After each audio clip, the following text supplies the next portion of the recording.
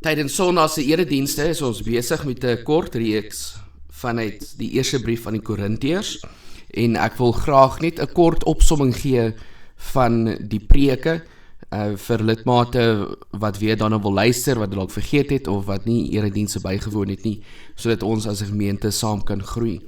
Die eerste preek uit Korintiërs handel oor 1 Korintiërs 1 vers 1 tot 3. Ek lees vir ons die 83 vertaling. Van Paulus, wat deur die wil van God geroep is om 'n apostel van Christus Jesus te wees, en van die broer Sostenes, aan die gemeente van God in Korinthe, wat hy vir hom in Christus Jesus afgesonder en geroep het om aan hom te behoort, en verder aan almal, waar hulle ook al mag wees, wat die naam aanroep van Jesus Christus, hulle Here en ons Here, genade en vrede vir julle van God, ons Vader en die Here Jesus Christus. En uit die 2020 vertaling wil ek net vers 2 lees, aan die gemeente van God in Korinthe, wat in Christus Jesus geheilig is, deur God, geroepe heilig is, saam met almal wat op elke plek die naam van ons Here Jesus Christus aanroep, hulle Here en ons Here.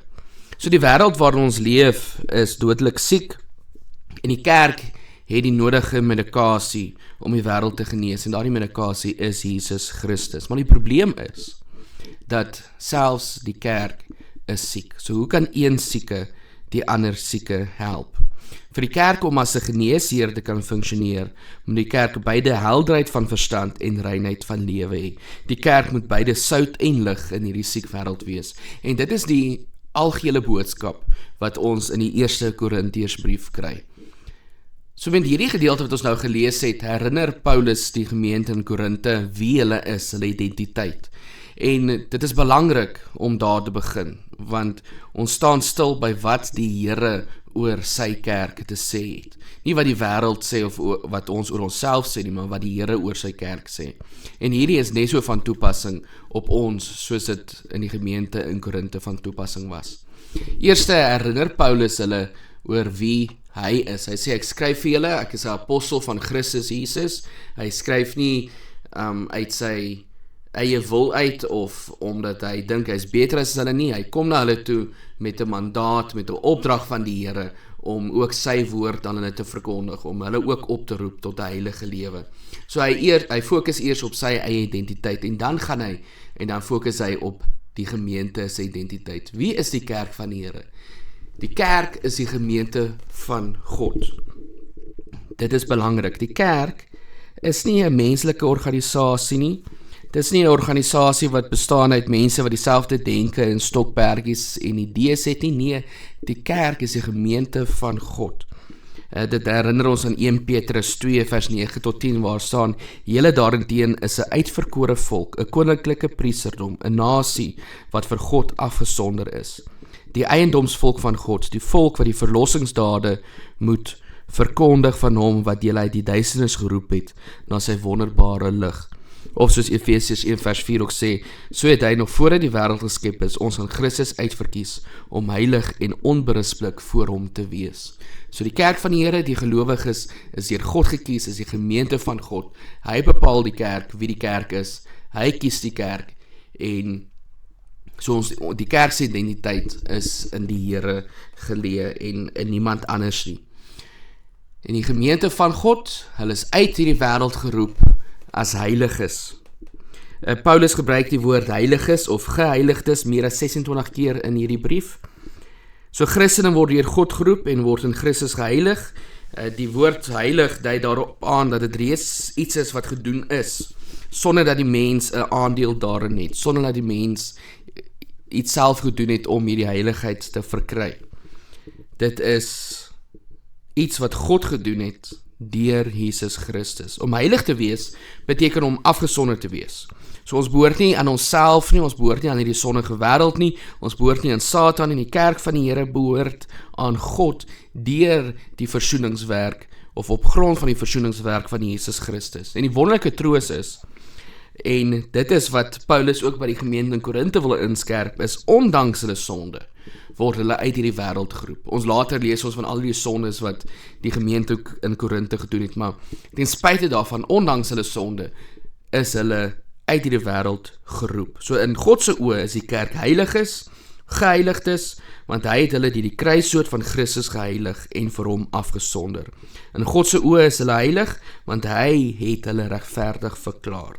In God se oë is die kerk heilig, want die Heilige Gees loop die pad van heiligmaking, sodat ons meer en meer in die beeld van Christus gevorm kan word. So die kerk is die gemeente van God, wat uit hierdie wêreld uitgeroep is, as geheilig is, en die kerk word geroep tot 'n nuwe leefstyl.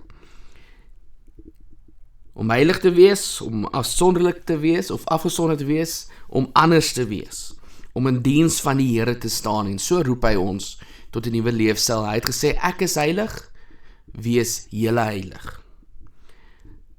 So ons leef in 'n sondige wêreld.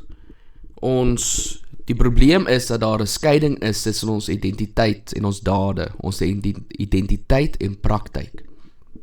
So dit wat ons doen, stem nie ooreen met ons identiteit. Ons identiteit is dat ons geheiligdes is, afgesonder, geroep vir die Here, maar ons leefstyl getuig nie altyd daarvan nie.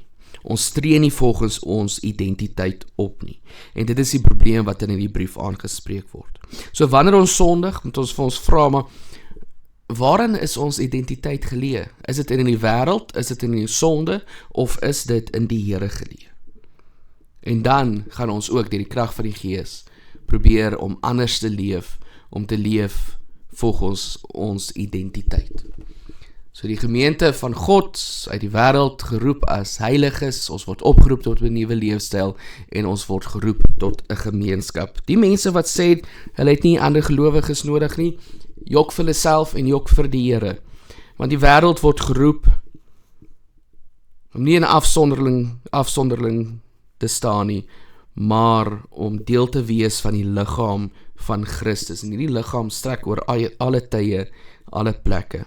So Paulus rig hierdie brief nie net aan die gemeente in Korinthe nie, maar aan almal wat die Here se naam aanroep, waar hulle ook al mag wees, hulle Here en ons Here. So hy roep ons om deel te wees van die liggaam, waar ons mekaar se lasse dra, waar ons agstel op mekaar, waar ons mekaar liefhet, mekaar vermaan, mekaar help, en om saam as geheiligdes vir God afgesonder te wees, om saam in sy diens te staan. En so gee die Here dan ook vir ons almal die genade en die vrede, afsonderlik, maar ook saam as gelowiges. So wat beteken hierdie boodskap vir jou? Beteken jy is 'n kind van die Here? Ja, jy is siek, ons leef in 'n siek wêreld, en ons self is nog siek van die sonde, maar jy is 'n uitverkore kind van God. Uitverkore nog voordat God die wêreld geskaap het. Jy is deel van sy gemeente, deel van sy liggaam, want hy het jou uit hierdie wêreld geroep en hy het jou geheilig. Jy word opgeroep om die stem van die Gees in jou lewe te hoor, en om getrouheid aan die Here, om in getrouheid jouself aan die Here te wy, en om jou soos 'n geroepe geheiligde te gedra. Ja, jy gaan nog siek word, die wêreld gaan jy dalk nog nou en dan beïnvloed, maar die Here bepaal jou identiteit. Hy verwerp jou nie, want ondanks jou sonde het jy jou gekies en hy is lief vir jou. Ondanks jou sonde leef sy Gees in jou. So gaan jy toelaat dat die wêreld jou identiteit bepaal, of gaan jy jou identiteit wat God bepaal het tot sy eer uitleef, stukkie vir stukkie hierdie siek en sondige wêreld verander. Kom ons bid saam. Here, ons weet ons identiteit is in U geleë. U is ons Vader. U is heilig, daarom is ons heilig. Dankie dat U ons, ondanks ons sonde, heilig verklaar het. Dat U, wanneer U na ons kyk, sien U skoon mense raak, wat gewas is deur die bloed van ons Here Jesus Christus. Ons vra, Here, dat U ons sal lei, sodat ons daagliks tot U eer kan leef. Amen. Mag julle 'n geseënde dag verder hê.